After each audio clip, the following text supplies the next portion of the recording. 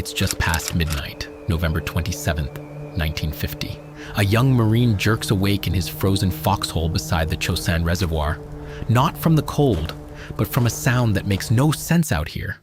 Bugles, echoing off the mountains around him. Then cymbals, then whistles, then screaming in a language he doesn't understand, closing in from every direction at once. More than 120,000 Chinese soldiers, 12 full divisions, have surrounded his entire regiment during the night. And nobody in the camp knew the Chinese army was already in Korea. 2 months earlier, United Nations forces had shattered the North Korean army and pushed deep toward the Chinese border.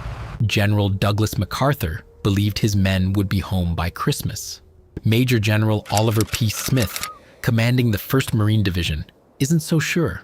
Something about the silence in these mountains bothers him. He orders his men to dig in properly at every stop, no matter how much it slows them down. His caution will save thousands of lives. Smith's Marines are strung out along a single mountain road circling the Chosin Reservoir. One regiment at Udamni to the northwest, another building a forward base at Hagaruri, and an army task force, RCT-31, spread thin along the reservoir's eastern shore, cut off from the Marines by the frozen lake itself. None of them know that Chinese forces have secretly crossed the border by the hundreds of thousands, marching only at night, hiding from American aircraft by day. 12 full divisions are now positioned in the mountains above them, waiting. At midnight, the mountains erupt with sound. Bugles, whistles, cymbals crashing in the dark. Chinese soldiers scream into the night, "Marines, tonight you die." Star shells burst overhead, turning the ridgelines white as day. The Battle of Chosin Reservoir has begun. At a desolate stretch of high ground overlooking the narrow gap of Toktong Pass, Captain William Barber and the 200 men of Fox Company dig frozen foxholes into rock-hard ground. This pass is the only road connecting Udamni to the rest of the division. If it falls, thousands of Marines to the north will be completely cut off. Barber's orders are simple. Hold this hill, no matter what it costs. Hold this hill, no matter what it costs. That first night, the Chinese come in waves. PFC, Hector Cafarata Jr., doesn't even have time to get dressed. He leaps from his sleeping bag in nothing but long underwear and boots, grabs his rifle, and starts fighting in temperatures 30 degrees below freezing. When enemy grenades land in his foxhole, he snatches them up and hurls them back before they explode. He fights for hours like this, half naked in the Arctic cold, until a grenade finally explodes close enough to tear through his arm. He refuses to stop fighting until he physically cannot lift his rifle anymore. By dawn, his single foxhole is surrounded by enemy dead. Fox Company holds. But every morning after, the roll call comes up shorter. A sergeant reads names into the freezing silence, and some names get no answer at all. For 5 days, Fox Company survives alone, completely cut off. Supplies are parachuted down when the weather allows. The wounded pile up faster than they can be treated. At Udamni, First Lieutenant Kurt Chu-Ian Lee, a Chinese-American Marine officer, volunteers to lead a relief column through enemy-held mountains to reach them. It's an almost impossible march. Through waist-deep snow, in cold, nobody's equipment was built to survive. With Chinese forces dug in along the entire route, Lee pushes his exhausted men forward through blizzard conditions for 2 brutal days. On December 3rd, Lee's column finally crests the ridge above Fox Hill. The survivors below can hardly believe what they're seeing. They'll come to call themselves the Ridgerunners. Fox Company has held for 5 days against constant attack, and the road to Toktong Pass is finally open again. While the Marines fight at Udamni and Fox Hill, a very different story is unfolding on the reservoir's eastern shore, the far side of the same frozen lake, close enough to see, too far to reach. There, Army Task Force RCT-31, soon to be known simply as Task Force Faith, after the officer who takes command when his superiors are killed or wounded, is spread far too thin, its battalions too far apart to support one another. Lieutenant Colonel Don Carlos Faith Jr. is 32 years old, a veteran of 2 years of fighting across Europe in the last war. And now, he watches his own command collapse around him, one position at a time. When the Chinese attack here, there is no relief coming. The Marines across the lake have no way to reach him and don't even know how bad it's gotten. Faith's men fight for days, in complete isolation, their perimeter shrinking with every assault. Their trucks and half-tracks destroyed one by one on the single narrow road that is their only way out. On December 1st, Faith makes the only choice left, a breakout, right now, down the frozen road, bringing every wounded man they can carry. Enemy fire rakes the column from the high ground on both sides. Faith moves up and down the length of his own convoy on foot, under fire, personally rallying stalled trucks forward, organizing the counterattacks that keep the column moving at all.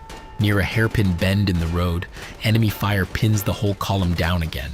Faith runs forward into it anyway, gets his men back on their feet, and leads the attack that finally breaks the roadblock open. That's where a grenade finds him. He's thrown from the blast, mortally wounded, and in the chaos and cold and desperation of a column still fighting for its life, there's no time to carry his body out. He is left behind, on the ice. Of the roughly 3,000 men who made up Task Force Faith, barely 1,000 walk out under their own power. At Udamni, General Smith gives the order that will define this entire battle. Not retreat, a fighting withdrawal, in formation, bringing every wounded man and as much equipment as they possibly can. When a reporter later asks him if the Marines are retreating, Smith's answer becomes legend. Retreat. Hell, we're not retreating. We're just advancing in a different direction. We're not retreating. We're just advancing in a different direction. A single Sherman tank leads the convoy out of Udamni, followed by miles of trucks, artillery, and thousands of exhausted men on foot. Chinese forces hold the high ground on both sides of the only road south, and the Marines must fight for every mile of it. Overhead, Corsairs scream low over the ridgelines, strafing and dropping napalm on Chinese positions just ahead of the column. The cold kills as efficiently as the enemy does. Weapons freeze solid and refuse to fire.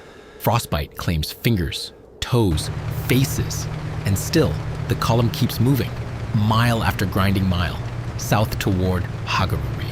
At Funchalen Pass, the retreating column runs into a nightmare. The Chinese have destroyed the only bridge across a deep gorge, and there is no way around it. Without this bridge, the entire division, tens of thousands of men, along with every vehicle and every wounded man among them, will be trapped in the mountains, with the enemy closing in from every direction. Engineers request an almost impossible solution: portable bridge sections dropped by parachute from cargo planes flying directly over enemy-held territory.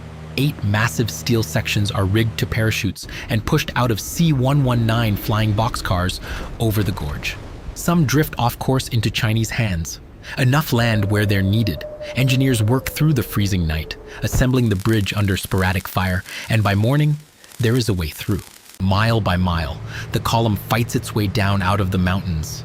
Behind them, the Chinese 9th Army Group has been so badly mauled by combat and by the cold itself that it will not threaten UN forces again for months.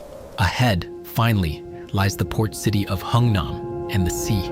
Over 2 weeks in December 1950, more than 100,000 United Nations troops, along with almost as many Korean refugees fleeing south with them, are evacuated by sea from Hungnam. The retreat that began as a trap in the mountains ends as one of the most successful fighting withdrawals in military history. The survivors carry a nickname for the rest of their lives, one they wear with pride: the Chosin Few. Of the roughly 30,000 United Nations troops who fought at the reservoir, over 1,700 were killed, more than 7,000 wounded, and thousands more left with frostbite that stayed with them the rest of their lives. Don Carlos Faith is posthumously awarded the Medal of Honor for a battle almost no one back home will hear about for years. His family will wait 62 years to bury him. It isn't until 2012 that a recovery team finds remains near the reservoir, and DNA samples, donated by his brother and the daughter who was 4 years old when he shipped out, finally confirm what happened to him. In April 2013, Lieutenant Colonel Don Carlos Faith Jr. is laid to rest at Arlington National Cemetery, 63 years after the mountain took him. Captain William Barber, badly wounded but refusing evacuation, is awarded the Medal of Honor. So is Hector Cafferata, the rifleman who fought half a night in nothing but his underwear. In July of 2026, just weeks ago, Sergeant DeLauren Dage, 20 years old when he went missing from Faith's own battalion, was finally buried at Arlington National Cemetery. 76 years after the Chosin Reservoir took him, every survivor, every family, every name still coming home, all of it starts on one freezing night in November 1950, when a wall of bugles and whistles came down out of the mountains, and a few thousand Americans decided they would not go quietly.